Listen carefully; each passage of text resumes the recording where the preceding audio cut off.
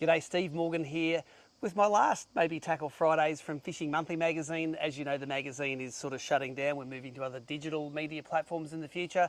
I'm with Jacob Wheeler today. Jacob, you have enjoyed your barra time in Australia, haven't you, mate? And you have dominated doing what you do. It's been an understatement. I've enjoyed it through and through, and it's been an incredible experience. Well, he really hit the ground running, and I'm a bit of a stats person, so this is Jacob's barra stats for the first 4 days of fishing. He came in, first night straight off the plane, caught a barra, little barra. Yep. Second night went out, caught 5 barra. Yep. Still sort of kind of small. Yeah. Third night cracked his first metery, worked out a bit of a pattern, which is what was going on. Fourth night barra fishing, I think it was still a practice night, but your fifth night barra fishing won a tournament overnight on Timbra, using your signature forward-facing sonar forward mode manoeuvres, and we're going to talk about that in a while.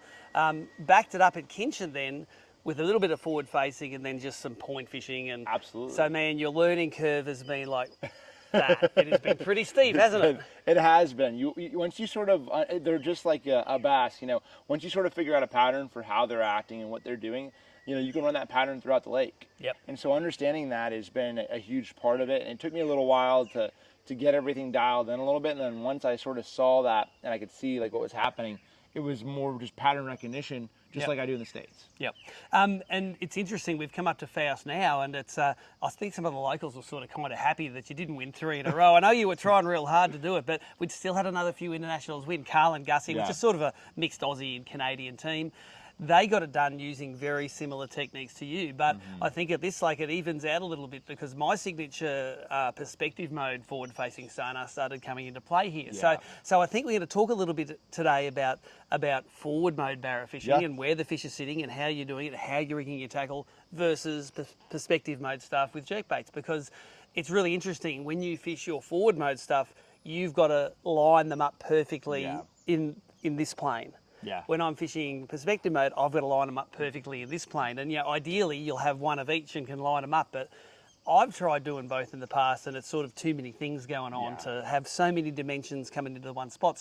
So we want to talk about, firstly, some baits and tackle you're using and some of the tips you use to get those fish dialed in and to hit them right on the nose with your forward-facing sonar. Yep. So the key is for me, so being in, growing up and fishing in the States and understanding that these bass, obviously when forward-facing sonar came on, bass move up and down the water column a lot. So perspective is not as big of a deal out deeper for a lot of our fish. So I'm more used to that forward-facing forward mode rather than perspective or landscape or however your units and which unit you're running. So now, but it takes a lot of effort to just stay on those fish. You're scanning for them all the time? You're always... I keep my range at 100 feet, so what is it, 30 meters, 30 meters or so. And so I can see those barra, and then you have to sort of figure out which way they're swimming. So it gives me time to sort of, okay, they're swimming this way. I'm sort of preparing myself to sort of make my cast. It gives you a little more time. So that's a big thing with distance is first giving yourself, I'm not going to make the cast at 100 feet because I'm going to splash and scare the barra. I've learned that very quickly. Yes. But being able to do that, then taking your time, but you still have to follow this barra. It's not like you said in perspective, you have a larger plane and seeing what's going on. But if that barra is, 5 meters down, you can't see him, and I know where he's going. I see where he's heading, and I can sort of follow that fish and make the right cast. And the reason why the technique of just throwing, this is our traditional freeloader, from Rapala and Crest City. That's an American domestic bait that you use. That makes you money. I've won a lot of money on that bait, and that is a technique that is absolutely dominating the States in bass fishing. And so basically, and this is the Australian version of it, it's the jerk. So it's a 5-inch jerk. It's the super TPE where this is PVC, you can rip this. So it's a little bit different, but the key is because this doesn't have a boot tail in the back, you're so much more efficient for getting the bait down to the fish faster. No resistance. No resistance, no more kicking, and you don't have to worry about if you were super slow, there is no boot tail back there where it's not kicking, right? It looks very natural. It's sort of popping around back there. I can keep it above their head, and then I can also move it fast and sort of interact with the fish. So that's why this technique is such a powerful technique in the States, and obviously shown to be pretty powerful for catching barra. Take us through one of your cast and retrieve. You'll find which way the barra is going. Say it's sitting at 15 feet down. You're trying to lead cast that fish and always keep the bait above the fish. That's the key. Is that the key? Yeah. You definitely. The thing is as big as a barra actually is, he's actually a little spooky. Yep. Like at times, he's definitely different than a bass, and so I had to learn that very quickly. And so I'll make a cast. I'll see this barra. I'll make a cast, and I'm trying to sort of lead him like you do on perspective, where you're going to be a little bit more better at it, but you can't do it, like you said. It's harder to do it in 15 foot of water. Yep. So I'm leading this fish, letting the bait fall, and if he's sort of running into it and he doesn't hear the boat, I'll reel it. If it's not going to line up, I'll reel it in again, make a cast until everything sort of is lining up. Yep. I'm watching the fish move, watching my bait fall. Yep, intercept, boom. He sees it. Now he interacts with that bait, and I'm keeping that bait away from him. Yep. So he sees that freeloader or that jerk, and now he's swimming like it's swimming away. And then if he goes, a lot of times they'll either headbutt it or they'll actually eat it. Yep. And I've actually found that a single hook, I know that you guys talk a lot about stingers. The problem with this is a stinger is you don't get that rolling action. Yep. From the bait when you have a stinger on it, because it sort of subdues it. It does. Yep. So when you shake it, this bait rolls. Yep. And that's what they sort of look at. It's like a swimming action, real tight. That's when they really tend to bite. What are your tips for guys that are going to be trying this? If a barra's following it and not eating it, what do you do? So you really only have one option. To me, like you can really slow it down and hope, but like a lot of times speeding it up definitely seems pulling to it away. They're either going to bite it or they're not. There is times that like I've kept it in their face and they've bit it, and there is even times where I've snapped it. Yeah. And caught some, but it's just each barra is so different. They're so unique, and one might want to bite, and the next one wants it this way. So it doesn't work all the way around. Like, oh, they just want this. Well, your first 5 might want it that way. The next 5 wants it something different. So it's a little bit. Each fish is completely different, and that's something that I have learned.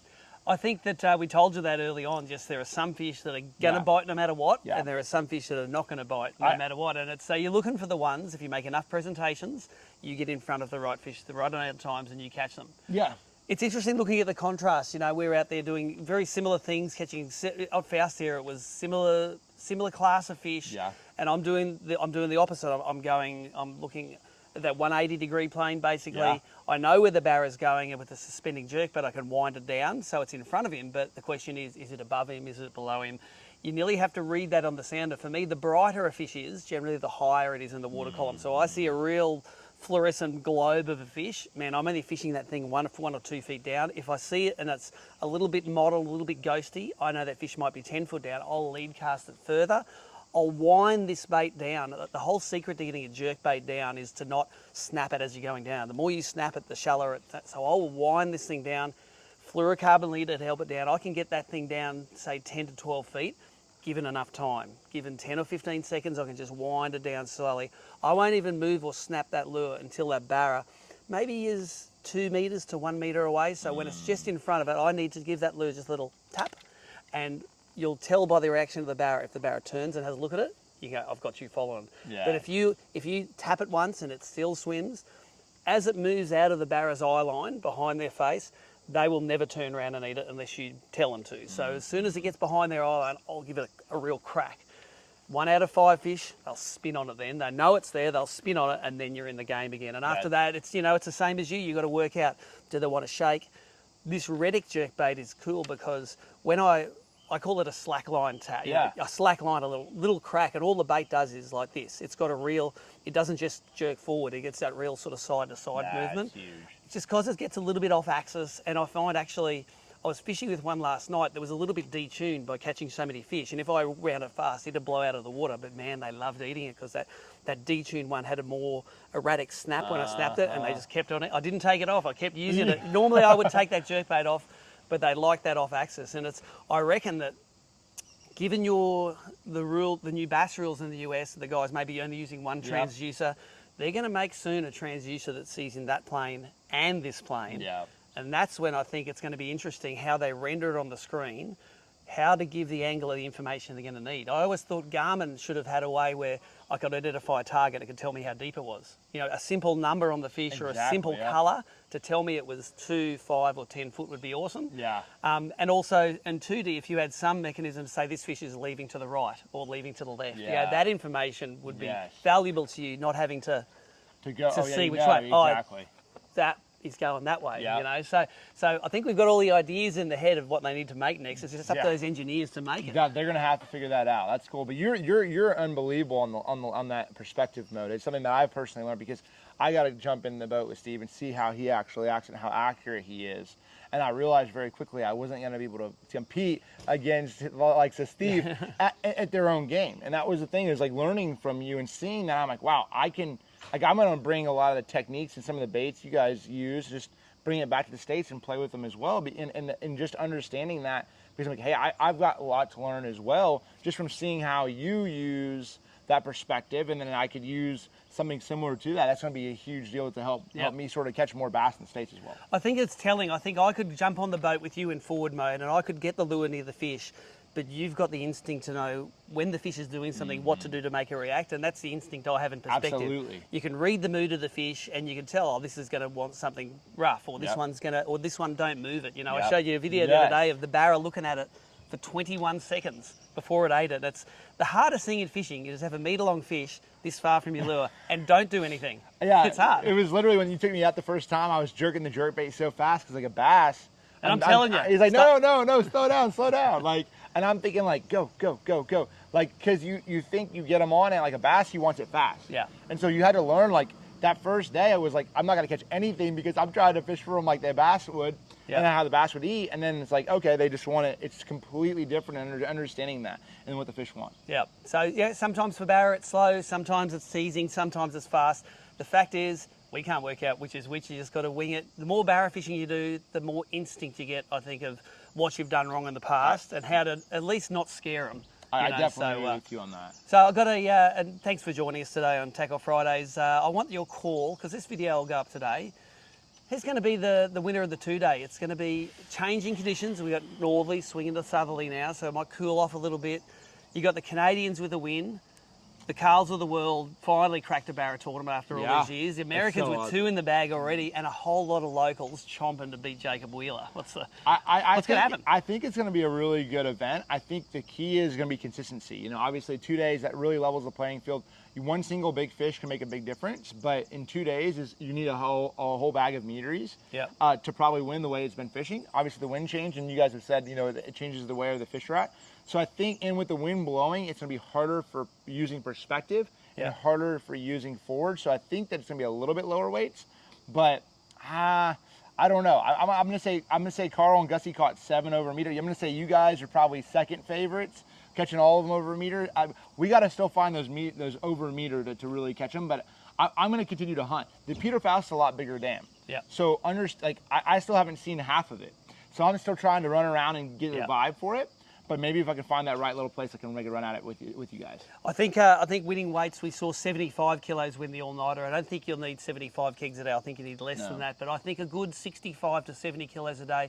Usually it's one with 120-something kilos. Yep. So I think it's fishing good this year. So look for that 130 to 140 kilo mark on the scoreboards. Remember, all the scoreboards live, abt.org.au, 4 p.m. till midnight each day. Stay up late and watch it. We do it for Carl, do it for us barra guys.